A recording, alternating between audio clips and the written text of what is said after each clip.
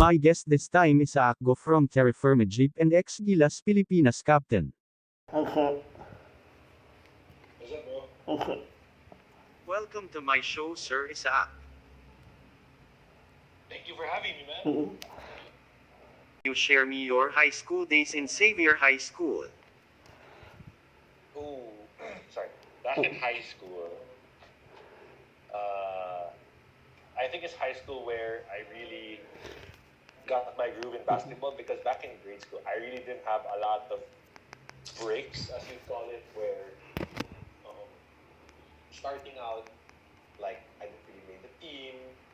I really got cut from basketball, so parang really did get my first big break to in high school, where I got to join the youth program. So that's where I really didn't have the typical high school where I got to cut class to go to international tournaments with the youth program and with other tournaments as well.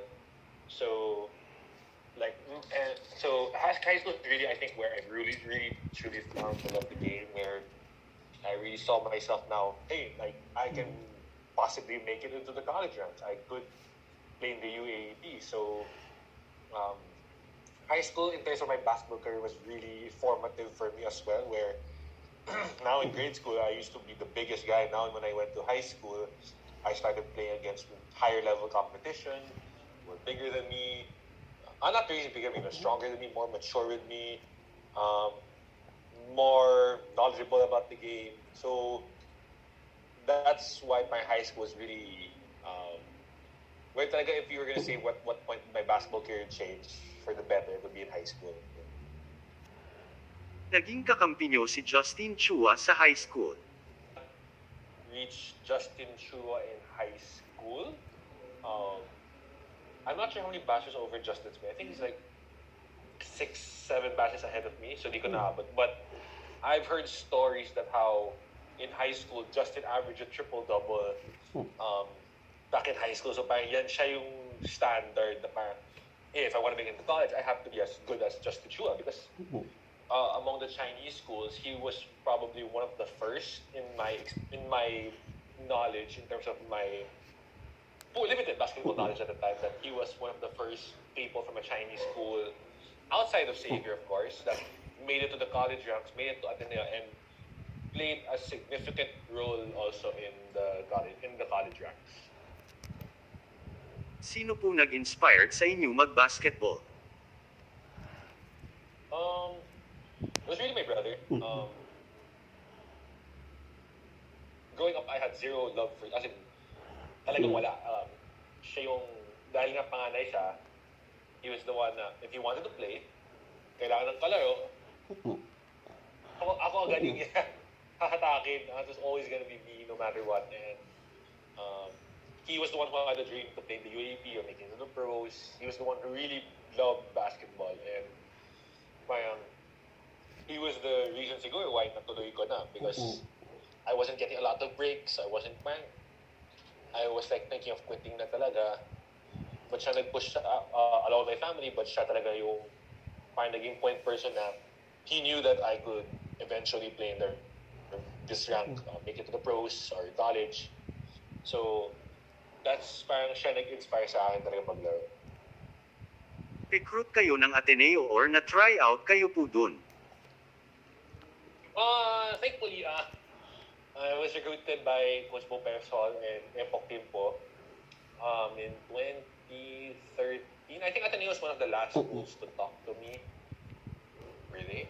I remember the details are fuzzy, but Ateneo did talk to me, and I did practice with them for a while before committing to Ateneo.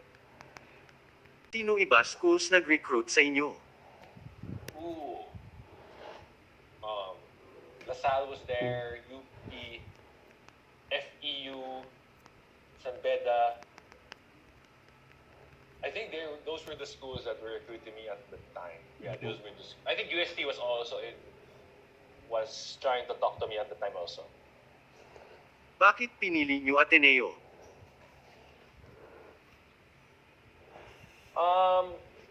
First of all, was the education, I think. That was a big priority that my parents instilled to me in a young age na basketball can only take you so far. You still need an education. You still need something in between your ears. So that was number one. Number two, in terms of fit, I felt that Ateneo was going to be. Because Ateneo at the time managed to produce Rabah Husseini, Noy Baclao, Justin Chua, Poy Aram, Greg Slaughter. So parang the recent track history of Ateneo producing bigs that did produce in the college round, that did have turned out to have good pro careers. There was a good trend of that, and I felt that I would fit. That would be the best fit for me to grow, because I think in that school I wouldn't be asked to come in and produce immediately. They would take me up slowly. There would be a program that, okay, you are going to step in at this time. We do have veterans that will take the load for you first until you're ready.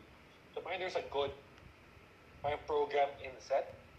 So I think the combination of both talaga was what led me towards committing to Ateneo. Can you share best experience college days sa Ateneo? Experiences. Dami. As in, ang dami. You have to consider, I think, top of mind, bonfires. Always a great experience. I managed to go to 2, where we won. So those were great experiences. I think 3. I managed to go to 3 bonfires and then champion. It's always fun to meet with the fans, with the community, Ateneo community, and to celebrate the sports, all the collegiate sports, and their respective successes. I have to throw in there the games as well, because it was always exciting to play in the UAP, or even not even UAP, in other leagues as well, where it was always fun. It was always exciting. You always went up, you knew you were going up against the best, and you had to give your best, or else kakainin ka ng buhay. I have to throw in there also all the classes, all the experience I had as a student, whether it be it lectures, classroom, org events, just bonding with friends. Like every day we knew we were gonna have. Every day was a new day na my experience. And memorable. You'd be surprised, even yung mga casual days at Ateneo na you think that nothing was gonna go on. You still enjoyed every day you were there with your friends and anyone you were with around. Ano ba ba sa college? Marami talaga, as in, I would say, I really enjoyed my college experience. It may not be what people expect a traditional college experience to be, but I truly enjoyed my whole Ateneo stay. Kamusta ka teammates sila Thirdy, Nieto brothers and Kouame? So ano sa kanila? Kidding. It's fun because we all knew each other from a young age. I met them as early as the age of 13, and parang we've technically grown up together in a way that we played each other a lot. Siyempre, there was youth programs or national team programs, kami rin magkakasama. And over time, we just built this bond because alam namin na we all had to prove something. All of us weren't the most highly recruited. We weren't all like the stars. Like, we all had a chip on our shoulder. So siguro kaya parang we all respected one another because we knew that each of us worked hard to get into this position. It wasn't given to us. So kaya siguro we have a bond talaga, and parang that's the way it goes na pag-practice talaga very competitive. Wala gusto magpatalo, whether physically or mentally, and parang just push all of us to become better. Top 5 toughest opponent nyo sa college? Ooh, top 5. Top 5 toughest opponents. Let me think this. I will have some of it as teams and some of it as players. I think, of course, on that list you have to put in Ben and Bala and that LaSalle team. They were men among boys. They were cut above the rest, where they were complete, they were mature, they were bigger, stronger, and they were ready. And that has to be up there, especially with having a guy like Ben who was not only athletic but very skilled, knew how to play the referees, knew how to play the game, and iba talaga si Ben. Ben is a different animal. Who else? I think you have to throw in all those FPU teams. Even though talagang people will always rate us higher than FPU by a lot. FPU would always come in, be competitive. No matter what team, they always had their number. Parang, I played FPU 4 out of 5 times in my playing years in the semifinals. And the first year we lost. The next 2 we had to win twice to beat. We had to take it to a do or die game. And the 4th one was where we won outright. So parang all those battles, parang every semifinals lang natin talaga eh. So it was really competitive with those teams. Talagang it was a challenge because sila talaga yung, kumbaga, like, we don't care if it's Ateneo, we're gonna play our hardest, we're gonna beat you, we don't care if you're the number 1 seed. And they always brought that grit that that you have to respect, and was tough to play against. I think also How hard to beat? Of course, especially my last 2 years, where first of all they made the Final Four, and then they made the finals with Paul, Juan, and that team. Then the following year they had talents like Dwight, Kobe, Richie, and the UP teams are always stacked in terms of talent. That they knew that they would have the best. Chances are they had probably 2 of the 3 best players on the floor at any given time. And they were definitely talented. And it's always tough to go up against them because sometimes if you allow talent to shine, it's very tough to stop them, especially if they got it going. How hard to be student and athlete? Ooh, it's hard. I think it's definitely hard because we all have how do I explain? Okay, so people think because as a regular student you do have off hours where you have time to do whatever you want, and like after class you're kind of free to do what you want. Kami, mga athlete, that time is what we use for training, is that we use for extra rest because we're extra tired from practice. We also have to do, so we basically have 2 responsibilities instead of 1. I do understand that students have more, so some of them have other responsibilities, and it's very difficult to manage. You have to learn how to manage your time. You have to learn how to also balance out your effort, because as much as you can say you want to give 100% of everything, you can't.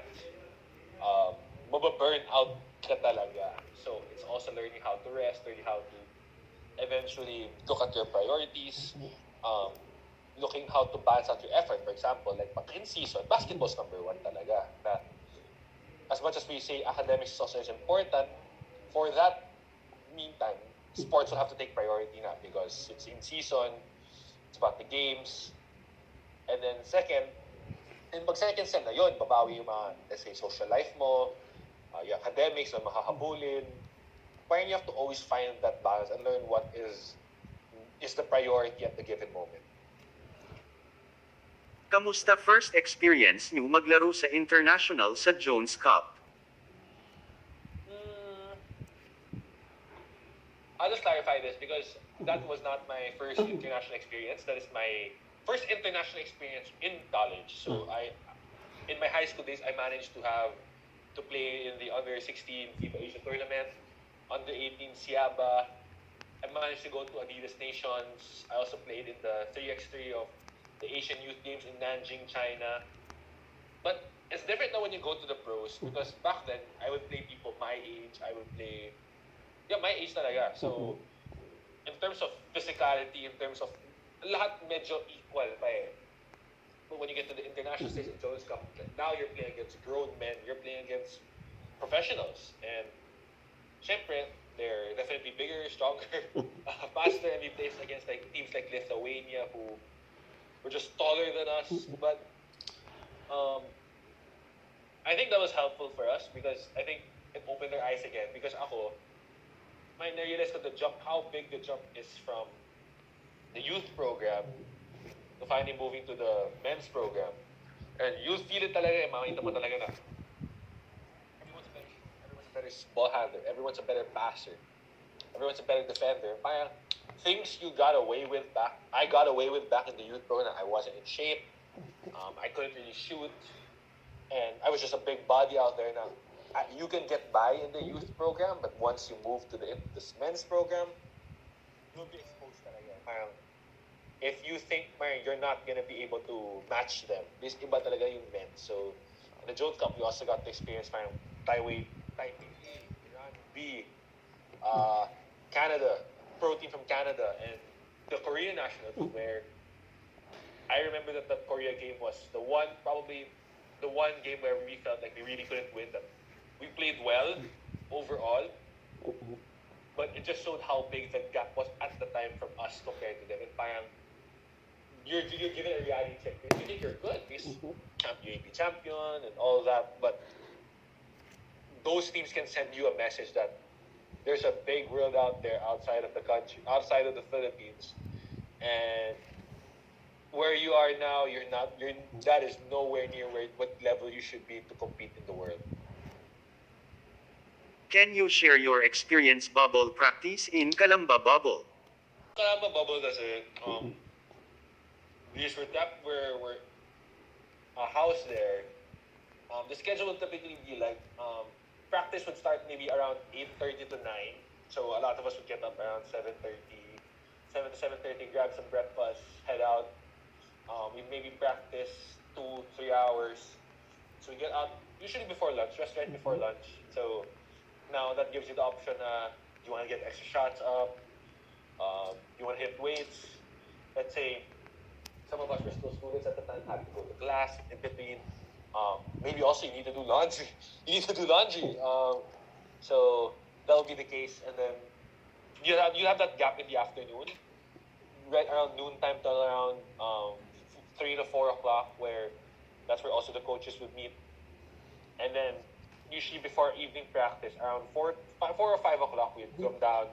We'd have a viewing session on either who we're playing against, what we've done in practice, previous games. We'd have a viewing session, maybe 1.5 hours, depending on the need. And then we'd go for evening practice, and that's probably runs you from 6 to 7 to maybe 9:30, and sometimes even 10, and you do it all over again. So you go back, grab some dinner, and you do it all over again. That's when you're in a bubble like that, it really gets quite repetitive what you do on a daily basis. Ilan weeks kayo or months sa Calamba?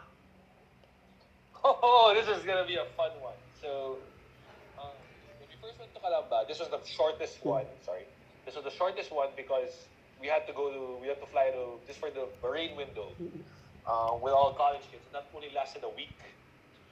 Because they were scrambling to make a team. They're scrambling like, okay, we got it. All of a sudden, we have a window and trying to get us on. So that was a very short trip. That was in December, roughly fourth quarter of 2020. Then tapak January of 2021, we come back and we stay there for 5 weeks. This is the one where we had Kiefer, Justin, CJ, Raul, and one, I forgot the last girl. Was this Raul? I don't think this is Raul. So this is the 5 where we had 5. No, sorry, wala pa sila. That was with Kiefer. I don't remember. But we had 5 weeks there. This was in prep for the Korea window. So, parang, we were there for 5 weeks and we learned it was postponed. So, leave the bubble. It's difficult to continue without a goal. And then we came back again, I think, thinking it was gonna come. We stayed there for, I think, 4 weeks. After 2 months, I think, and then cut short again. Korea gets postponed again. And then we have, I think, another one after a few weeks. This is with the college kids na. During the PB bubble, and I think same thing happens again. We're there for like 3-4 weeks, cuts it short again. And then we have one more bubble preparation for Clark, which is another month or so, I think. So when people say, we only had 1 month to prepare for that Clark when we beat Korea, that is not true. We've been preparing since the beginning of 2021. It was 6 months in the making, so that's a side story lang. And usually we don't stay too long in a bubble. Max, I think the most has been like 5-6 weeks. Because it does get tough. We understand we have a job ahead, but at the same time it gets tough being away from our families, being away from loved ones.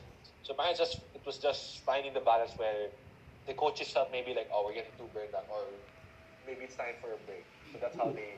And of course, at the same time, it also had to rely on the schedule where we're gonna have games, where we're gonna have windows, what time we're supposed to come in. So I think I've spent almost 3-4 months in a bubble setup talaga.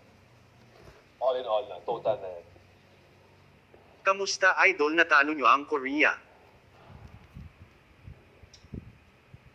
That was an amazing feeling because like I remember that game, Korea got off to a strong start. Korea like was trying to send a message like, hey, we're no joke here. We're gonna play hard. We're gonna be, and we always know the Korea curse. The last time we it's like Ateneo Lasal. Parang that's the game you really want to win against Korea. And when we beat them off the last shot, talaga parang. And if you watched that play, the play got broken down. The play broke, and SJ just hit a tough shot, and it was like that, like an incredible feeling that I got SJ hit. It's like SJ was just like, God damn, he hit that shot one leg off the board, and we were all excited because we've seen so many teams fall to Korea, and this was a legit Korean team. This was probably one of their better teams, one of their more complete teams, I think. So to beat that, of course, it's even though we weren't. Maybe they say, we had less time of preparation. We're not ready. They're still a pro team. They're still a national team. They're still veterans. So parang you can't take it all away from that. So that was an exciting feeling, knowing that hey, if we can compete with Korea, we can do this. And of course, we played Korea twice, and the coach went out to the national team of Korea the national team coach of Korea said like, it was lucky. So that again lit a fire in us na we want to prove him wrong na hindi siya chamba in first time. Ngayon nasa Korea na si SJ. Okay. I was just as surprised as everybody. I mean, I think for the longest time, rumors have been floating around who they're gonna sign. But really happy for him. Graduating from Ateneo. He's in the same spot as Thirdy was, that he'll be the first Filipino in Korea. I really hope he does well. I really hope that he, again, like Thirdy, becomes a trailblazer for Filipinos to hopefully explore options abroad. And by getting players out there, we're exposing ourselves more. We're allowing more players to become better, and giving them new opportunities. And that can not only just that. I don't think that will hurt us in any way, but help us improve our basketball pool. Kamusta ka teammate si Kai Soto and Dwight Ramos? Okay, I'll start with Dwight. With Dwight, he's just really quiet. Dwight is an introvert by heart, nature. He really keeps to himself, but he can carry a conversation if you talk to him and you can find some interest. Like, he can talk. It's just that he chooses not to. He's quite shy or quite quiet, but really, really nice person. Really someone that you can joke around. Someone na even though pagtripan mo siya in Tagalog, nakikiride din siya. He's just a guy who knows how to have fun. He knows one business is business when it's time to have fun, and just a really nice guy. With Kai, it's different because parang he may be younger than me, but he has had way more experience. Like, he grew up in the States. At that time, he stayed there for so long. Parang iba eh. Parang I feel like I should be the one asking him questions and stuff because he's the one who's experienced more. But at the same time, that you can see that he's still a kid at heart. He does have, when you see him with Dave, talaga, yung dumalabas pagkabata. We always forget that Kai is just 18, 19 years old. And part of his childhood was there's always the thing na he had to sacrifice because he did want to make it to the NBA. Kaya, especially with like the youngers like sila Dave, sila Carl, makikita mo talaga younger side niya eh. Now with the, especially in the Calamba, in the Pampanga bubble where a lot of the players we were with were his age and players that he played against. So, really someone has a bright future ahead of him. Kamusta makalaban si Bobon sa Fiba? That guy is big, and I just don't say that. That guy is huge. And in my life, I've been lucky to meet NBA players, take pictures with them, but I've never seen one play in person and play against. And Boban was my first real experience of playing someone who has made it to the NBA level and is currently in the NBA. And parang, you can see how he plays, the methodical. He knows his strengths, he knows where he's going to get his money, he knows how to get to it, and no matter how, like that guy carried that team to win, and we couldn't stop him. We couldn't stop him in the end where he was getting his spots. But you think he's slow, you think like he's just a hunker, but he's actually pretty fast. And man, that one hand turnaround, like, I'm sorry, Ange, man, you look like a dwarf beside him when he gets to his spot. So, parang, I think Boban was like our, okay, you want to make it to the NBA, this is the level you have to play at. And not only, and I think Boban doesn't really get a lot of minutes with the NBA. So, just to make to the NBA, that's the level you have to reach. And parang I think it was a real eye-opener for all of us that if you want to be, if this is what it takes to be a top 5 team in the world. Idol, kamusta coach si Coach Tab sa Ateneo at Gilas? Coach Tab is really someone, parang we're extensive talaga yung basketball knowledge niya. He's coached all around the world. He's coached in the highest stages of the basketball. He's always learning. Parang, what I like about him is because he challenges us mentally, not only physically. So he challenges us to question his methods, to question his tactics, and it forces us to think that he doesn't spoon feed us. He doesn't. If he does, like the way he breaks down video is so detailed that we have clips that are only like 3 minutes long, but we take an hour or more just to break down 3 minutes, and that's just a couple of clips. So, iba talaga yung attention to detail, the knowledge. It forces us to ask questions. It's there. We're forced to grow, and he knows how to not only he knows how to challenge us individually and collectively. Like, he intentionally sometimes creates lapses in the system to challenge us, to make sure to question our decision making, and every action we make talagang question, why this action, why did you make this read, and it just forces you to become a better player, a thinker of the game, because Coach Tab was someone who didn't get to play. He wanted to play college ball, but he didn't. So talagang may drive talaga siya na he wishes he could play, but that's why makita mo talaga the way he thinks, the way he is methodical, iba talaga, sobrang iba. And I've been blessed to be under Coach Tab for how many years? Since 2016, maybe 5-6 years, and I've really learned a lot from him. Kamusta so far stint nyo sa Terrafirma? Definitely fun group of guys where we do have some veterans, we do have some young guys, and it's a fun environment to be in. Of course, we've lost a couple of games, and that's frustrating. But what I love about the team is that we always look forward. We always have an upbeat, positive mindset that we're gonna get the next one. We're gonna get the next one, and you see that the collective talent we do have some vets like Eric, Aldrich. I'll consider Wami a veteran, even though he looks younger than me. And then we have a lot of young guys like me, Josh, Javi, and it's a fun group to be around, definitely. And if you come to watch our practices, you'll see it. You see it that it can get competitive, really competitive, but we always know when, like, we know also not to take ourselves too hard. Like, we know how to enjoy ourselves as well. And that's important, especially when you're around a group of guys. You do have to genuinely enjoy each other's company.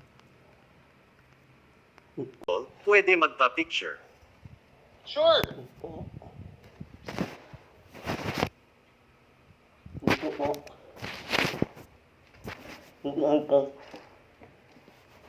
No worries, man. Thank you for having me. It's fun.